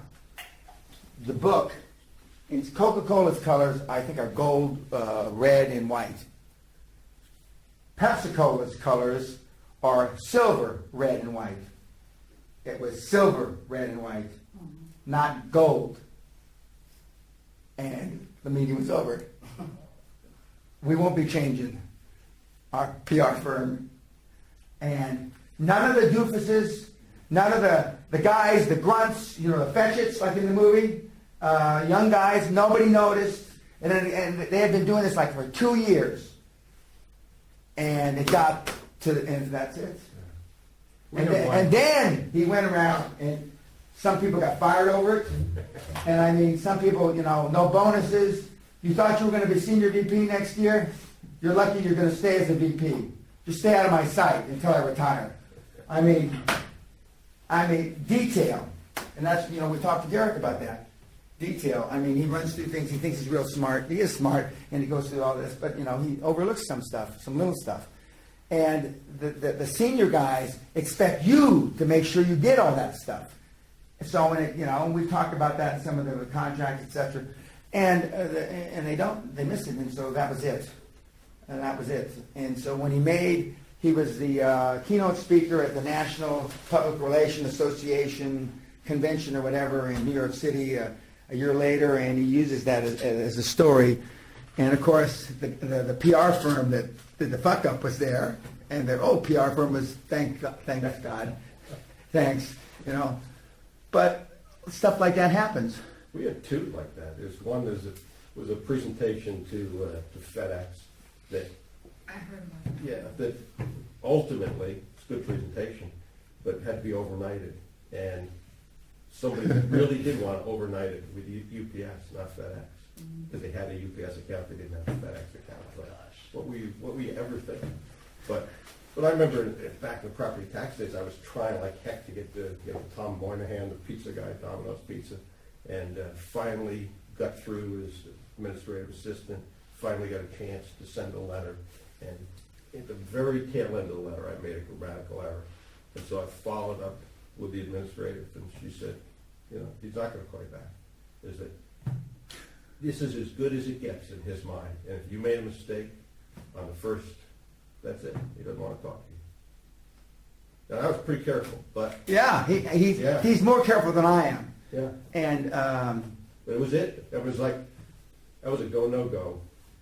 you know, and the big hitters, I mean, and that's why, you know, and I've commented, most young kids can't write. I won't say they're illiterate, but they can't write. And even from Harvard or Columbia, I mean, they can't write. I mean, somehow, somewhere, the ability to write a cogent, succinct thought has escaped the privileged young kids. And again, and for those of you that, you know, English is not your first language, I mean, and it's even harder to write. And but they don't give a shit. I mean, they look at it, you know, well, then they should have had the lawyer write it, or they should have had somebody else write it. And now I can't speak for, you know, Zuckerfucker and those and the kids, which he can't write. I've read some of the shit he writes, and he can't fucking write either.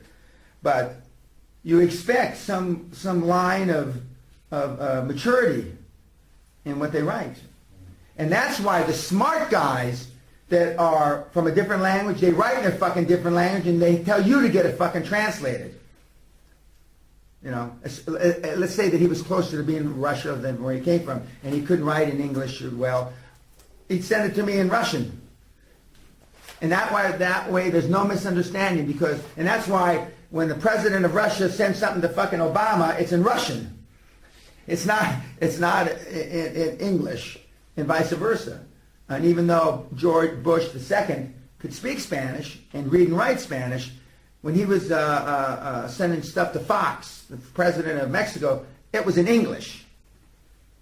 Because there's a lot of miscommunication. And even though I have two Chinese assistants, and one is an ex-Chinese translator, I mean, she still sends her stuff off to her old professor, just like Amy used to, and to get things back to make sure that we're not sending the wrong message. Yes, Pacific.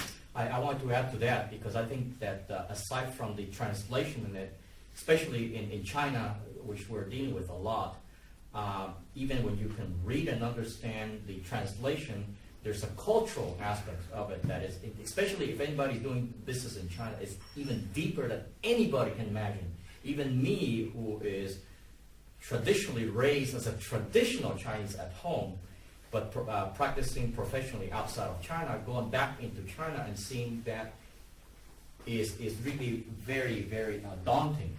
So any translation that we receive and that you read it, for one thing, in here these days, the way that the mainland Chinese writes it, it sounds like a communist attaché au wear for the better of human society. And this is a business plan, right? And then you go to Taiwan, and Taiwan has the other style in it. And when you combine both of them together, actually that doesn't make sense to you. So when you're either taking their material and putting it into yours, or you're writing your material and putting it into theirs, it's actually very, so there's that cultural portion of it. Even if you could write it in it, you better give it to a local person here who will take your thoughts and say, well, no, this is an absolute wrong presentation. It may revamp the entire structure of the presentation based on their cultural context. I just wanted to share that. No, and that's true, and that's true whether, when I was dealing in the Middle East and in Yemen, especially, and Kuwait, although Kuwait, all the guys are Western, not all, but almost all are Western educated. But in Yemen, I mean, they owned electricity in 1968, and and they were still very much, old school. And so we had a Yemenite guy that was educated there and that had moved to England and learned how to speak English, but he was very good. Okay, we're going to break for tea, coffee, and we'll regroup in a few minutes. Kim, my assistant, came in and just told me that Mr. James Casey, who I've talked about in here, Cunard Shipping Lines, you're going to have dinner with him on Monday. So we'll have dinner with him on Monday, see how he's doing.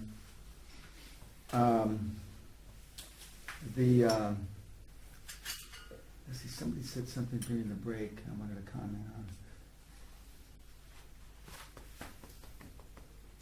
on. I can't recall.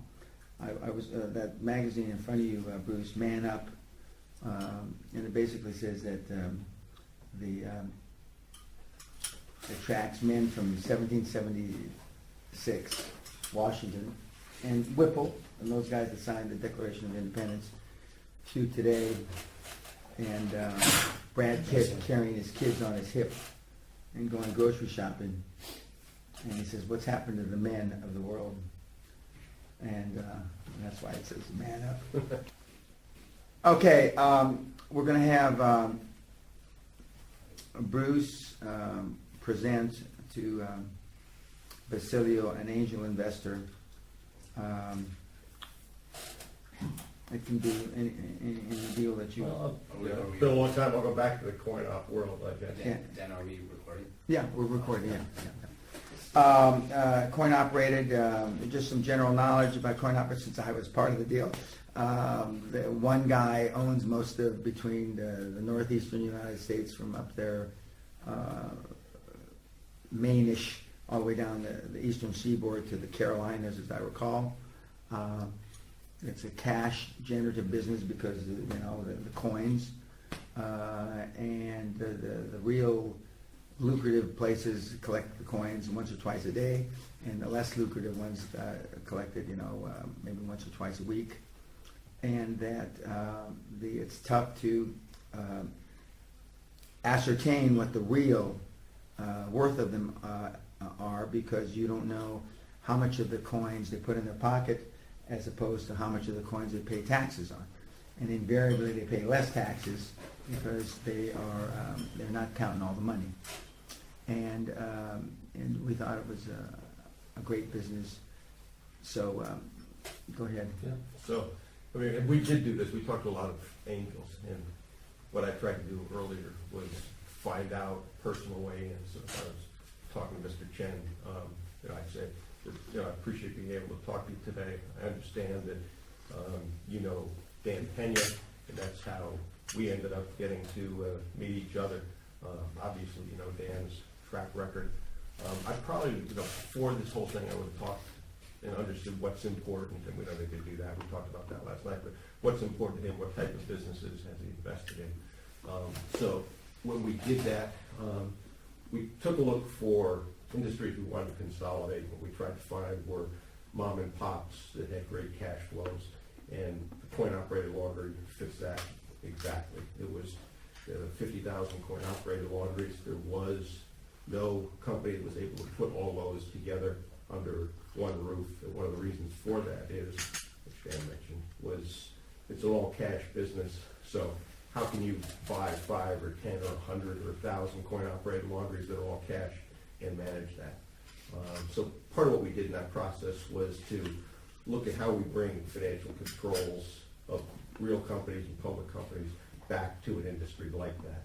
And what we were able to do was find smart cards so that we could basically take all the cash out of those operations, put smart cards on those businesses so that people could have a smart card, put their cash on it, and all the financial transactions happen within the coin-operated laundries.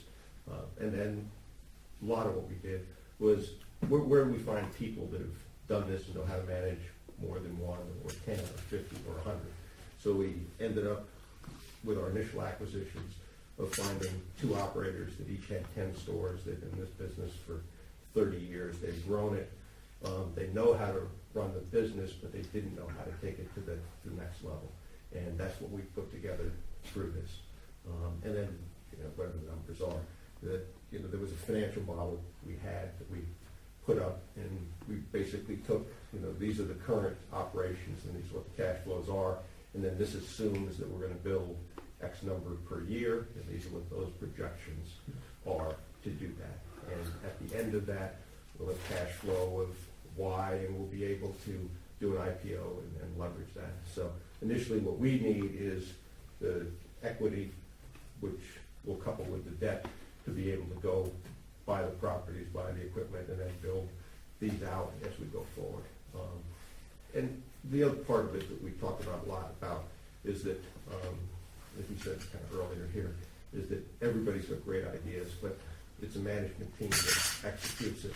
And what we also wanted to do was build a team that had a long track record of success that could shortcut an awful lot of the problems that we've seen along the way. So that, that basically was kind of the pitch that was done. As many times as you could engage that audience, what's important to you when you make a presentation or listen to a presentation? What is it that you look for in businesses?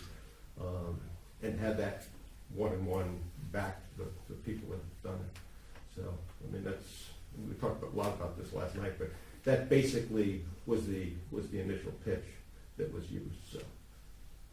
Okay, we're in the role model place, so we've heard a lot about Mr. Pena. You come very recommended on that basis in here. I'm not sure whether Mr. Pena have mentioned our particular investment methodology in here and style. We definitely different than many others that don't invest or don't understand the roll-up. We're very interested in roll-up, and obviously a 50,000 number in here and the fragmented numbers, that's what you're describing it here. Sounds like a good setup in here. Have you started, where are you in the process of the investment right now? Have you have other investors invest with you? We do. What we initially did was, first we wanted to build a board of directors, which we've gone through. Then we wanted to find the operators that had initial acquisitions. So we've have 2 of those acquisitions. The operators that are in those acquisitions are going to stay on. As part of that, obviously, we've got the equity of those businesses. So yes, we've got the basis to build from, and are now looking to scale that up to larger numbers. So obviously I have a couple of other meetings set up in here, so maybe in 5-10 minutes, could you give me the essence of how much are you looking for, and Well, initially, what we would look to do would be to raise a fund of $5 million. That would let us be able to not only do the initial acquisitions, but to be able to fund the first 100 stores based on the cash flow that will come from those. But this is a model that's very easily scalable, and certainly with 50,000 businesses out there, we're able to grow it as fast as we can, but at the same time, be able to manage that growth so that we protect the initial investment as well as an ongoing business, which is successful enough that it warrants additional investment. And who is in your board? Who is in your team at the moment? You met Mr. Pena. We also assembled, and this was real at the time, Walt Burdick, who was a senior VP of Human Resources, worked for 6 of the 7 chairmen, and At IBM. yeah, IBM. Hugh Carey, who was a former governor of New York State. And I think, as you look at board members like that, they're people that have already been successful. They're people who integrity was, and their reputation maybe more so, was very, very important to them. And hopefully that gives you some comfort that these people wouldn't be involved in this business if they didn't believe it was going to be successful and run correctly. So, would my deal, my exit in here will be at the IPO? Either IPO or sale. Insurance companies look for cash flow. This is a great cash flow tag to it. So there's multiple ways that it could be exited here. Okay, and let's say for $5 million, how much are you thinking about giving from your companies? And would this be equity, I presume, or? Yes, it would be Mhm. equity. And that'll obviously depend upon the structure that's reached here. But you're putting in the capital. Obviously, there's people involved in here who put in the sweat equity. But you put your capital at risk and you ought to get a fair return for that. How long would it be before I could cash out? Probably 3 to 5 years. 3 to 5 years. Could happen sooner, could take longer. but- Right, and you have the paperwork, your projections, the plan, Yes. proposal, PPM or something like that? Yeah, yeah. And what kind of a return do you think that I could expect from my investment I think you could see at least 45%. in 5 years? Yeah. Per year. Per year. Oh, per year? Right. Okay, that's Right. nice. I think that those numbers are pretty much within our. From the Coin Laundry, have you actually selected the particular, do you have a couple of acquisitions? What does your pipeline look like? We do. We have 2 that we both have under letter of intent. We're ready to execute those. We can certainly set up an opportunity for you to meet those individuals. I think you want to do that, to understand what the management team is like. Be happy to do that. And then after that, did you then continue with your pipeline? Who's securing that pipeline for you? Well, all of the people who are involved in this on the operating level have been in this business for more than 20 years. We know who the operators are. They have regional collections of coin-operated laundries. There is an association of these people, the Coin Op Laundry Association. So we're able, through that membership, to know who are the people we want to contact, and we have that list available. And so, is that their main source of the pipeline for acquisitions? Yes, it is. Mhm. Yes. And everybody in the team has signed up already. I presume they're already in your deal They are. with you. And how are they incentivated? Well, they're incentivized in a couple of ways. They have an initial equity, which is a small piece, but that small piece is not worth much unless we grow a large company. So all of the people that are involved in this have an interest in growing it so that their percentages are obviously large. And I think the other thing here is that an awful lot of these people have already had success. So the process here is to take what they've done, take it in a bigger scale, and then obviously to exit. And that's one of the things you see in these businesses, that they may have built businesses, but they're cash businesses, so they have issues with what their income tax returns are, and how they exit the business. And so the due diligence in this whole process is important too. And how much money have you put into the deal? We have about $2 million that's been placed in these businesses already. And you as the founder and CEO, how much of that have you put in? I put in about 25% of that. And the rest through friends or? Through friends, through the acquisitions, they also have skin in this game as well. They are a believer on the dream of the platform. Yes. Mhm. And they've lived what they've built so that they know this works. Okay. And you have the structure of their acquisition in the deal, in the LOI? Has Yes, the we've terms been we've, determined? we've included those letters of intent in the package that we presented for you. And have you gotten to the stage of doing some preliminary due diligence? Or We where have. you are in that?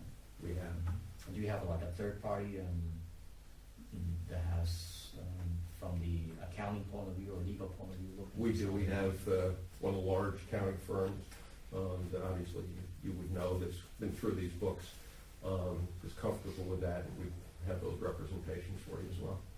So how much total is the business, and what size do you think that it will be, before you put it for the IPO? We think we can build to 50 to 75 million in revenue over this 3 to 5 year period. 50 to 75, so why so little? As far as 50 to 75, well, it's dependent upon the number of acquisitions we do. It's dependent upon those that we already know are in the pipeline. And I guess the other side of that is, I don't want to mislead you with big numbers that, at least at this point, we're not comfortable to be done. That's the answer. But could it be more than that if capital was sufficient? Absolutely. I mean, if you look at the 50,000 coin-op laundries, those would represent 500 to 600 billion minimum. Or whatever And those numbers are. what do you have for future follow-on capital? I'm sorry? What do you have looking into for after the $5 million for follow-on It capital? would just be very similar to that, scalable from those numbers. An awful lot of this can be done through debt eventually, once we build this base and we have cash flow. Do you already have some potential sources? We do. Talking to? You know, a lot of this is done by the equipment manufacturers. That's primarily what's in this business, and Some we've strategic. got, we've got positions in place as far as the financing with those manufacturers already. What percentage of that will represent out of the total needed capital? We can probably finance 60 to 75% of the investments through the debt side. So therefore, the dilution, we could keep it more among ourselves, right? Correct. That's great. I think that, and the 5 million, how much have you raised so far out of the 5? Well, with what we've put in the initial acquisitions, we've got about 2.5 of that. But have you spent that 2 million, or is it, you still have that as capital? Right? We have some of that as capital. Some of it's been spent in acquisitions, and some will be taken out by the initial acquisition that we're doing here. So would $5 million put us or put your company in a cash flow positive scenario already? Yes, it already is in the cash flow. It is already. Right. Very good. I think that I would be interested in taking a look at it. Okay. What kind of a time frame you want to close at 5 million? Well, both of these acquisitions are under letters of intent. The due diligence will be done within the next month, and we can close anytime after we're all comfortable with that. So I'd be interested in seeing what kind of a, if there's a follow-on deal in there, what kind of deal we could make among ourselves within the 5 million. Okay, well, let's sit down and talk after you've had a chance to review the proposals and are comfortable with that, and absolutely would like to do that. Okay. Thank you. Very good. And the point that he brought it more clearly than I did when Benjamin asked me how do you add value to the deal when you're pitching into, not diluted, is that if you've already got acquisitions in the game that have value, obviously then you're not coming from a zero base, you know, and in that particular case we had the 2 acquisitions that were going to be our initial acquisitions, so they had value. They already had value. And so we're not dealing from a zero base. So that value plus whatever sweat equity that we could have gotten will be the basis from which we value from a pre-funding valuation to a post-funding valuation. And because we have actual acquisitions in the deal that would close upon funding, then it's not just all projections. And okay, let's say, and as I recall, these acquisitions were acquisitions that were on the low end $500,000 or $600,000 or $700,000, and on the high end $3 or $4 million, depending on the cash flow verification. And and as Bruce pointed out, better to under promise and over deliver, because as I recall, those numbers, even though we may have used 50 to 75 million, I mean we were looking at 300, 400, 500 million, 300, 400, 500 million, so these guys and all of them were making about 40% margins, 40-50% margins, or at least that's what they were showing. We expected the margins to be 60-70%. When we added the money that was stealing back in, So it's easy to ramp up a valuation. You know, these are the two companies that we bought, and this is what we expect them to do in the next 36 months. And if we acquire 8 more companies with like cash flow, I mean, it's easy to get a valuation of 10 times that in our post money raising, because there's two simple valuations: it's the pre and post. So in any deal that you do, you want the best way is to have acquisitions that are part of the deal initially. The problem is to get much more than 2, because they always fall out of bed. Something goes wrong. This guy, his wife dies. He decides he needs more money.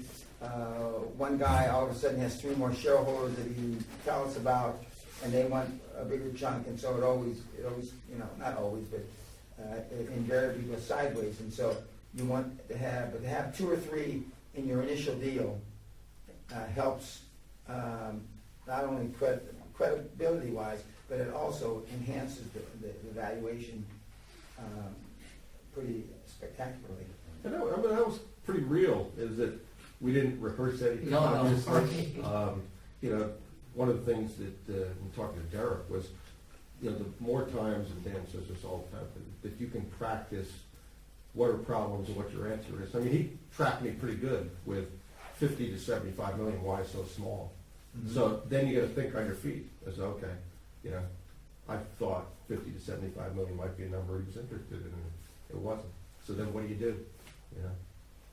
But everybody is interested, and the discussions, I had with Chance months ago, was the amount of money and the dilution that you're going to have to suffer is going to be directly comparable vis-a-vis what their rate of return is going to be in 3 to 5 years. So whatever the dilution that they need to put on you for them to see a 75% IRR, knowing that they're probably only going to get 30 or 40.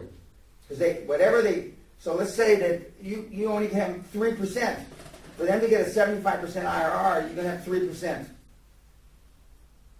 That's the way it's valued. It's whatever their IRR is, and they back into the number, how much of this pig do I have to own to get a 75% IRR? Knowing that I'm probably only going to get 40%. That's how they value them. And most of these deals, I won't say most, but a lot of the deals can't stand a 75% IRR, knowing that you're only going to get 40%. And that's why a lot of these VCs, private equity guys, won't look at a deal unless it's got 50% IRR. IRR? Internal rate of return. So that's how you really value your deals. It's a reverse engineered figure from how much of this do I have to take. That's why I don't like business plans. Because when you send in the business plan, like a cherub, and you put down here and you think that, let's just say that Doris has been getting 25 to 30% return on her deal after she pays it off. Okay? Well, that's not how the VC is going to look at it, or the bank. They're going to look at it, what's the IRR from day one? Because if they gave you the money on day one, they didn't give you the money on day 36 month. So what's the IRR when you do a discounted cash flow? And and normally your best case, middle case, worst case, and like I said yesterday, I never look at best case, I look at worst case. Because the worst case is the highest probability that that's what it's going to be, is the worst case.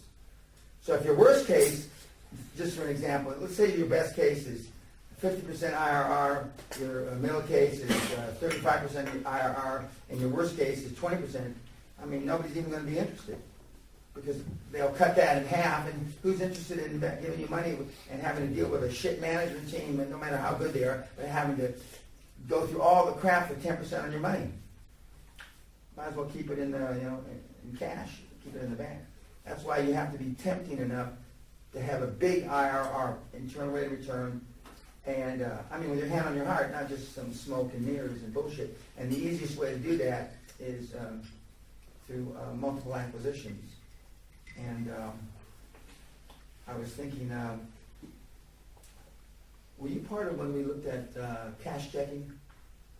Yeah. Yeah. Yeah. We know the best cash flow producers, businesses on the planet. I mean, we've been to all of them.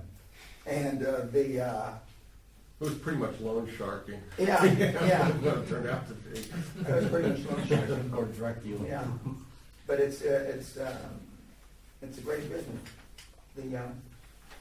But I remember we probably had 12 or 13 or maybe more in the pipeline of guys, because there's really nobody to sell these things to in the coin-operated business. There's nobody to sell them to me, because the only people that understand the business are people that were in the business. And so if Mikey and Doris tell me that I'm stealing 40%, I'm in the business and I'm stealing 41%, so I believe you. You know, you get Mr. Goldman Sachs in, Mr. Columbia MBA, what do you mean you're putting all this money in your pocket? And they don't believe you.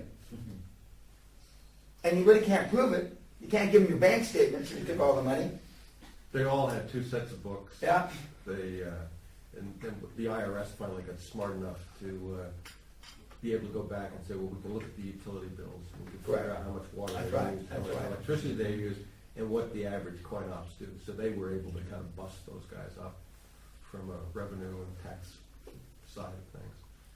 And that's what you have to do in the acquisitions too, you know. Yeah, and that's why guys that are used to doing real estate deals, of course, when we were doing mobile parks with Lucinda, that old fart in Florida, I can't think of his name now. Wallach? Yeah, that's him. And he owned a bunch of mobile home parks, and what he'd do is for 6 months or 12 months before he wanted to sell one, he'd have all the revenue checks from one of his other mobile home parks. They'd pay rent into Park 1 from Park 3, and we look at the bank statements, you know, this thing is shit's money, you know, and Why does he want to sell this? yeah, and then we find out in the first month that we were collecting money ourselves, you know, cash is down 65%, and we go, what? And we fly down to Florida and we try to figure out, and I remember one of the parks had a lake in it, and it was mostly 70 or 80% the snowbirds from Canada come down there during the summer. And they had fish with 2 heads. I mean, all kinds of stuff, because it was on a toxic waste dump, about 18 feet outside the property line. So we were going to sue the people that did the environmental report and all this. And I had a meeting with the people down there to explain to them, you know, we got fish with 2 heads. Don't be going in the water. Didn't stop anybody. They still went in the water. They said, you know, you're not down there during the summer, Dan. I mean, we got to go in the water. And then we hired an ex-sergeant major from the Marine Corps as the manager. And I hear from Lucinda, he gets run over. Remember when he got run over? And some of the kids ran over him. The truck backed over him a couple times because he was around collecting rents. Mobile home park, you got a patch on one eye and a gun on your hip, collecting rents. And so he got out of the hospital 3.5 months later. So then he ran over a couple of them and he got thrown in jail. You know, the kids that ran over him, he didn't get nothing. You know, they said it was an accident. And we backed over him, we got excited, and then we backed over him again. And And we ended up going to court over this thing, I won't use the names, but the park manager, who had been there forever, said, you know, I love this park, this was my whole life, my family grew up here. My brother died, and we buried him, you know, in the park, and I mean, you know, so you bury him like in a cemetery near. No, we dug a hole and we buried him next to the lake, this toxic lake. Oh my God. yeah, I mean, so we've seen some weird deals. And the mobile home parks it's the industry average cash flow 65%. That's the industry average. And well-run mobile home parks, you know, cash flow 80 to 90%. And I mean, and poorly run mobile home parks cash flow 40, 45%. And but Sam Zell, the billionaire guy from Chicago, screwed up the whole mobile home park industry because he went in and he bought jillions of them and he turned them into REITs and he paid over the top for all of them. And so the multiples for mobile home parks went skyrocketing. But yeah, so we pretty much, that's why when people email me or ask me questions when I'm speaking about the various businesses, I'm really familiar with this business because, you know, we talked about finding mature businesses, fragmented, and, you know, I like to see businesses at least have 40% margins because, you know, we're not that good at managers and at least we'll still make a lot of money. So we've looked at most of those businesses in the last 15, 18 years. In fact, I'm not sure any that we haven't looked at. And they have mobile home parks in Europe, and they're more popular there, so we knew the numbers there. But it's getting, as Bruce said, an experienced team, and part of our experienced team, in addition to the board guys, were the two operators that knew the business, had been there 20, 25 years, that were part of the package because we were buying their businesses. And then they could look at these numbers and say, I know that thief. I mean, I know that guy. I mean, you know, he tried to sell me his business, you know, 3 years ago. Forget about it. This is a good guy. You know, how did you get to him? We won his business. And because they know. And that's why, you know, as I told you guys, you know, you have 4 or 5 companies. And a letter of intent in China is not the same as a letter of intent in New Jersey. Letter of intent in China is this. It means nothing. And Goldman Sachs knows that. Now, Henry Putz and Company from Bohoken maybe doesn't know that, but you know, so Goldman Sachs isn't going to give you any value. And in the London Stock Exchange, now that they've been raped by the one Chinese company, understand, you know, so but ongoing businesses, and it's even better. And I know it's hard, but if you can integrate or show the integration plan that you're going to have of all these companies. And when people say, no, we're going to let everybody run their businesses, you know, we've had this discussion, Basilio, people don't believe that because, you know, you're going to buy their business and you're going to let them run it and you're going to have real no controls and you're going to give them an exit. There's a pay price to action. They're going to get an exit through public stock because they're giving up something. You know, you can't just let them run the business willy-nilly themselves. I mean, you just... and any sophisticated investor. And now people are drilling down and they're asking harder questions and harder questions. And are you on the ground? Are you going to live there? Are you going to live in Kansas? Are you going to live in Singapore? Are you going to live in Shanghai? Or are you going to wherever you're going to live? Wherever the deal is. Or now, you know, we were looking at some stuff in Brazil. Are you going to live in Brazil? I can't tell anybody with my hand on my heart I'm going to Brazil. I just can't do that, you know. I can manage from afar, but I mean, and now there's some great opportunities in Iceland, because Iceland's starting to come out of the, you know, the dismal pits that they were in. And I don't think I told this group. I got hired by the Icelandic government about 7 or 8 years ago to come in and look at some businesses. I looked at 5 businesses. The largest independently owned airline. It was owned by an ex-pilot and a flight attendant. He had started with nothing. He rented a little plane, and now he had 747s. He had a great business. I looked at the largest independent TV station, and it was run by an ex-McKinsey guy, smart guy.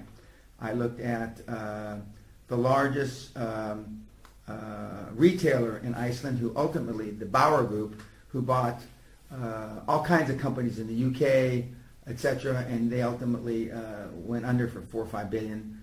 And when I was talking to him and his son, the son was doing coke in the bathroom. He come back with powder on his lip.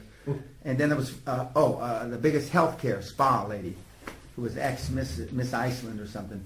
And I looked at all these companies, and I met with the president of Iceland, who's still the president of Iceland. I guess it must have 14-year terms or something. But I saw him on the TV a few days ago. How can that guy still be there?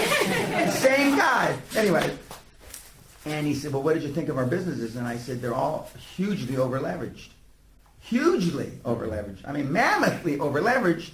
And I mean, because their economy was growing at, not dissimilar to China, their economy was growing at 8, 9, 10, 11, 12% a year. Everybody was just making money hand over fist.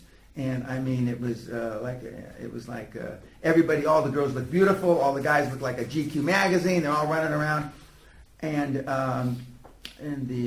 we got close to, we signed proposals for 2 of the 5 companies, and we never got to do the actual work because we told them they were smart in that. What are the initial changes you'd make? You know, they paid us our initial retainer. What are the initial changes you'd make? And so Sally and I scratched our head and said, well, if we tell them what we're going to do, the deal's off. We're never going to get a next tranche of money.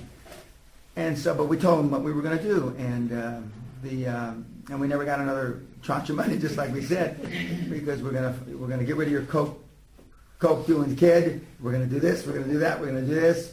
We're going to sell off assets, pay down debt.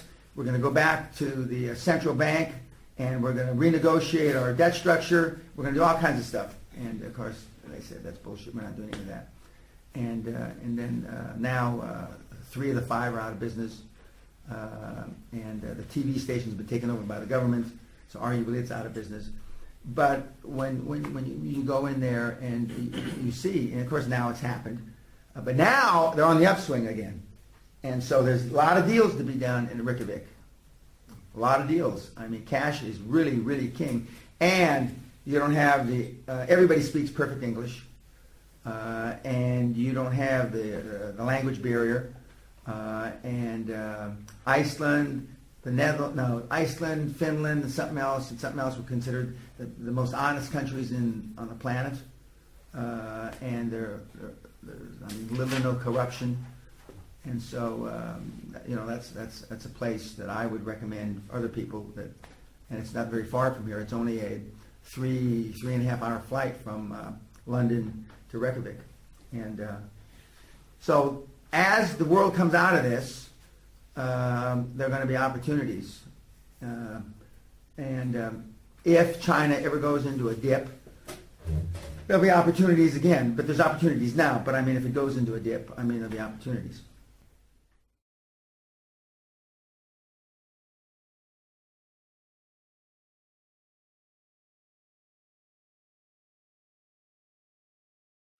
And I will guarantee you, if 2% of all the people you talk to and 2% of all the people that you met with in the last 7 days had a fucking thing to do with any of your goals, I'll jump off the roof of this castle without a goddamn chute. What does that say?